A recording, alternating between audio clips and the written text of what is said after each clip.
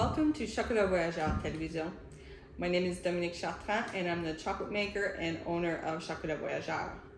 So we're new to the Miramichi area. We just moved up from Hampton, New Brunswick with our business and my family, and we're so excited to be part of this area.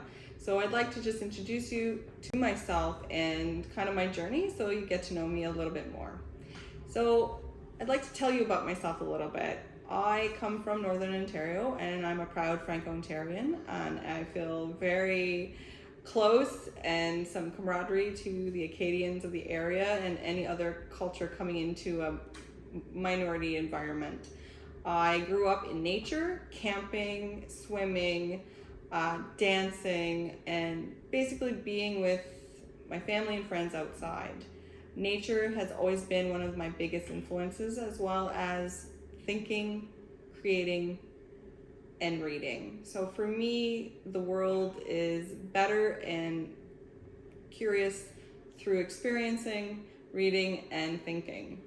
So I also want to give you a bit of my educational background. Chocolate is not my first career. Actually, my first love is dancing. So I danced through my childhood and became really passionate about movement, ballet and jazz in the beginning, and then I fell in love with modern dance. Some of you might know it as contemporary dance. So I went to York University to do my BFA. And then from there, I did move to Montreal to study dance and more improvisational and composition, and then went to do my Master's of Fine Arts at the University of Oregon in Eugene in the States. And there I met so many wonderful people and got to not only be creative and move and think and learn about more education and pedagogy and theory, but also got to continue my love for dance science. I was able to publish my professional paper that was linked to menstruation and lack thereof in ballet dancers, as well as study what we call the live body theory, which is basically my mantra, the idea that the body, the mind, and the spirit are connected. And that's kind of what I always got and loved about movement, creativity, and Mother Nature. So my education is very different. I actually did do my doctoral courses at the University of Regina as well, and realized that I had had enough of school. My focus of being a teacher at the university level changed to wanting to get out in the world and experience life. I had had enough of school after 8.5 years of higher education. So I found myself wandering again. And, people might ask me why I did that with my education, how that brought me to chocolate. In other words, the fine arts education is highly ununderstood, and it gives you so much. I learned to thrive and to increase and to understand my passion. I learned a strong work ethic, how to think on my feet, how to problem solve, how to work to get people in very difficult situations, and how to really hustle.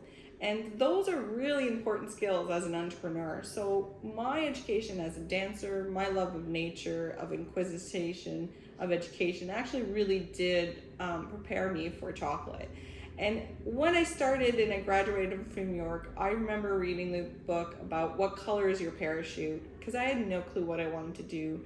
And I find it really funny these days, and ironic in a good way, that my love of creativity, dance, artistry, and science have actually merged together in chocolate. And not only that, but my love of food and the idea of being sustainable and love of nature also comes together. So I finally kind of found my niche where all my passions work together.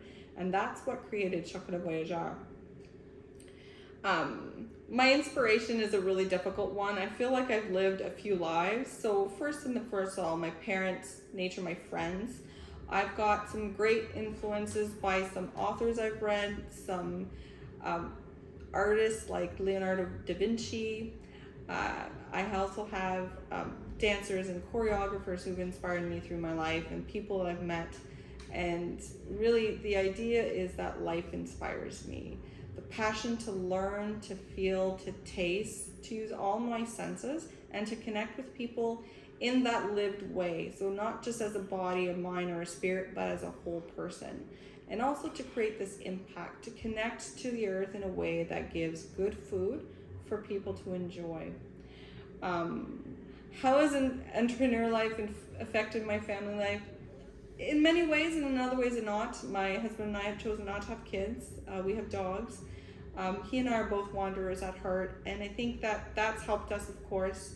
Our relationship, we do sometimes not see each other as much, but it's strengthened of our desire to work together and to succeed, as well as our full support. So even though we don't see each other always and have times where we can't connect as much as we'd like to, we're strengthened by our desire to succeed and make a place in this world and do something differently, and his desire to just do something that is different, and we just like to take the journey. So it is difficult, but sometimes it's been just wonderful, and it's given us an uncertain path, but with the certainty of our strength and our love. So it's been an interesting journey.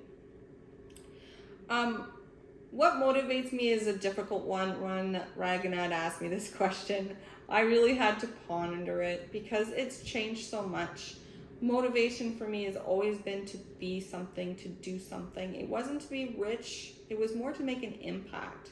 And I remember as a little child, I really wanted to make the change in the world that I could. And when I decided to do dance and the arts, a lot of people don't see that as creating a positive impact. So it made me search and see, why am I doing this and what does it give? But to delight people, to make people think, to make people taste things, that changes us. Changes us in a way that's very intimate. And then I realized that my goal was just to be part of the change, to explore and to just allow me to be brave. And that comes into the next question, which is fear. And I am so excited to be moving here and expanding my business, to be in a new community that's vibrant, that has so much festivals and tourism, but as well as the tight-knit community. But fear is at the surface, and that's fear of failure, fear that I won't be good enough, fear that my risk will not take flight, it won't grow. But at the same time, how I contain that is my passion, my love to connect, my skill, the support I have, and just the real sheer wish of like gambling everything. And that's the artist in me, that's the choreographer in me that comes out every day. And I just have to believe that what you put into your life, you can take out, and it might not be exactly what you think, because I know that's not been my case, but it will work out. And so that's really what keeps the fear at bay at those moments, and as well as the support from my family and friends who know that I'm crazy, but just enough to be potentially successful. And also, I think my business, this is a question that's been hard. I learned from a wonderful chocolate maker, Elizabeth Flanagan from Finia Chocolate and Cacao, and she was my teacher, my mentor, and she's my friend and colleague. I've met other chocolate makers from around the world through Instagram and through our feeds, and I am supported and fortified daily by the connection that we all make as a community of bean to bar makers to the farmers, to trying to connect and finding the cacao, not only in a way that is direct and ethical, but in a way of sharing the process of making chocolate. And that inspires me. I think also the idea that nature and our environment make such beautiful things, and that we impact it as much as it impacts us. And I find it's really important to find that balance, and making chocolate in this way, finding a way of changing the economy, has been one of the things that really inspires me. The goal of making sure that we can all eat, we can all share joy and experiences through food and community while connecting to Mother Nature. And if I was to change something from when I started, I think the big thing was I was really experimental, but I probably could have experimented more. I could have been less worried about creating 9 chocolate bars to sell and create it smaller, and just be able to be not so defined what I thought I needed to do, but do.